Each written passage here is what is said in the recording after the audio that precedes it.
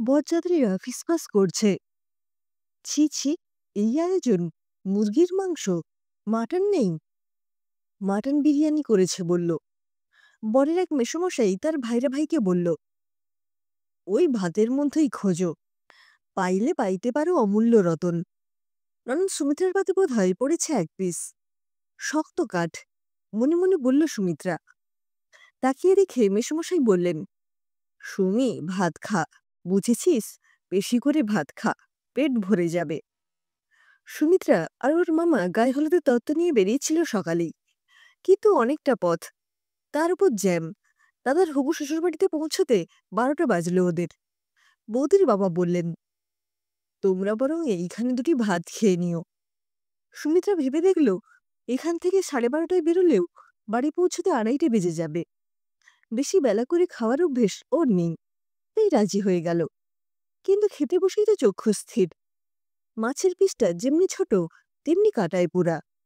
ছোটর থেকেই লেজার দিকের কাঁটা ভরা মাছটা খেত সুমিত্রা, তাই খুব একটা অসুবিধে হলো না।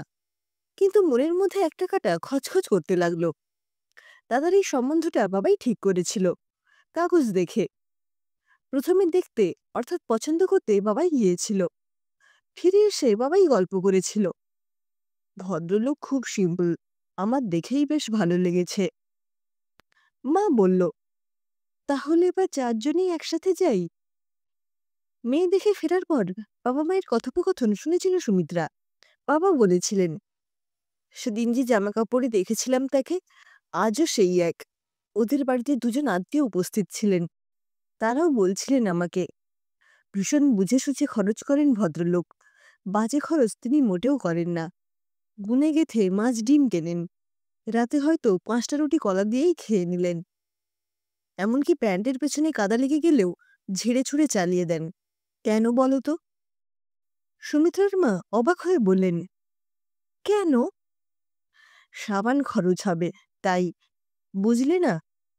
তাছাড়া এই এত কষ্ট করার মানে কি জানো? সুমিত্রার মা মানেটা ঠিক ঠাউর করতে পারলেন না। বললেন, কি? হাতে চায়ের কাপ নিয়ে গুছিয়ে বসে সুমিত্রার বাবা সৌমেনবাবু বললেন, এর মানে হলো এইভাবে কষ্ট করে উনি মেয়ের বিয়ের জন্য পয়সা জমাচ্ছেন। বিয়েতে নিশ্চয়ই বিরাট আয়োজন। একটা খাবারও ভালো লাগছে না সুমিত্রার। মুরগির টুকরোটা মুখে দিয়ে বমি পেল। খারাপ হয়ে গেছে? না না, ও আসলে মুরগি খেতেই ভালোবাসে না তো, তাই হয়তো। মিষ্টি খেতে খুব ভালোবাসে সুমিত্রা, তাই ভাবল ওটাকেই ট্রাই করা যাক। নিখোশ কালো ছোট্ট পান্তুয়া টুকরোটা মুখে দিতেই গাটা গুলিয়ে উঠল যেন। এত মিষ্টি, চিনির ডেলা মনে হচ্ছে। তারপরেই দেখে, ও মা, কি কাণ্ড! একটা ছোট গ্লাসে করে থামস আপ দেওয়া হচ্ছে। ওইটা খেয়ে যা হোক, শরীর জুড়ল ওদের। তাহলে সৌমেনবাবু আর আরো কেউ কেউ যেন বলেছিলেন উনি এত কষ্ট করছেন, সেটা নাকি? উত্তরটা পাওয়া গেল কয়েকদিন পর, যখন সৌমেনবাবুর বেয়াইমশাই মেয়ের বাড়িতে এলেন। একটু জলযোগ সেরে তিনি বললেন, শুনুন মশাই, হ্যাঁ, একদম ঠিক কথা। কষ্ট করেছি আমি, সেটা বিয়ের রাতে নিজের আত্মীয় অথবা মেয়ে শ্বশুরবাড়ির গোষ্ঠীকে খাওয়ানোর জন্য নয়। আমার নিজের মেয়েকে যাতে আমি প্রিন্সেসের মতো মানুষ করতে পারি। আর এজন্য নিজের স্ত্রীকে পর্যন্ত কোনোদিন একটা ভালো শাড়ি কিনে দিইনি আমি। এসব করেছি আমার মেয়ে শ্বশুরবাড়িতে দেওয়া থোয়ার জন্য নয়। আপনাদের পাতে গলদা চিংড়ি বা খাসির মাংস তুলে দেবার জন্যও নয়। আমি কষ্ট করে সেই টাকা খরচ করেছি আমার মেয়ের লেখাপড়ার পেছনে। ক্লাস 1 থেকে মাস্টার রেখে দিয়েছি বাড়িতে। বড় হওয়ার পর স্পোকেন ইংলিশ শিখিয়েছি। যদি তার বুদ্ধিতে কুলোতো, তবে প্রথম থেকে ইংলিশ মিডিয়ামেই ভর্তি করে দিতাম। আরও শুনবেন, পণ্ডিত অজয় চক্রবর্তীর কাছে গান শিখিয়েছি। ইনস্ট্রুমেন্ট বাজানো থেকে শুরু করে। অ্যাঁ, কি বলছেন? আপনার মেয়ে কি প্লেব্যাক সিঙ্গার হয়ে গেল নাকি মাদাম কুরি? শুনুন শুনুন, বলতে দিন। অনেক টাকা খরচ করেছি আমি আমার মেয়ের পেছনে।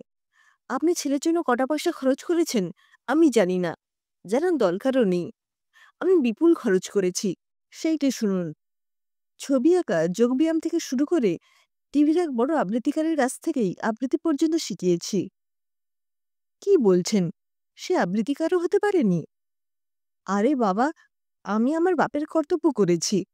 এই যে সকালে এত ছেলে ব্যাট হাতে ক্রিকেট প্রশিক্ষণ নিতে বেরিয়ে পড়ে, এরা কি সব সৌরভ গাঙ্গুলি হয়ে যাবে নাকি? শুধু মেয়েদের বেলায় এত কথা। আপনারা দেখছি অত্যন্ত ব্যাকডেটেড।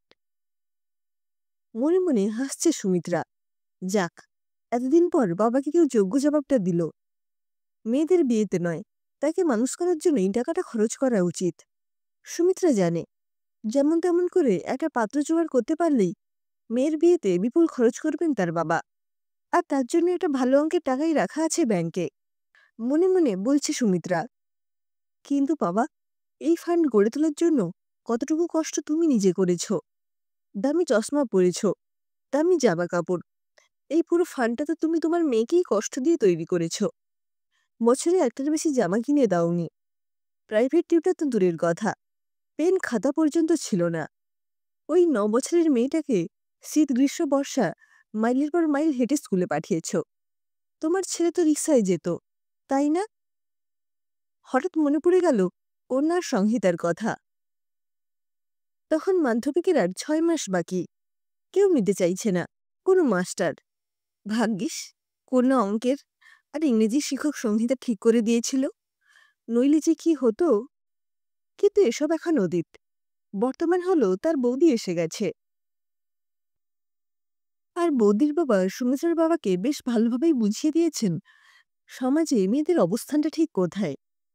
মেয়েদের মানুষ করার জন্য টাকা খরচ করা উচিত নাকি তার বিয়েতে, কোনটা বিবেচ্য বিষয়। সেদিন রাতে খাবারগুলো বিস্বাদ লাগলেও আজ মনটা বেশ ফুরফুরে লাগছে সুমিত্রার।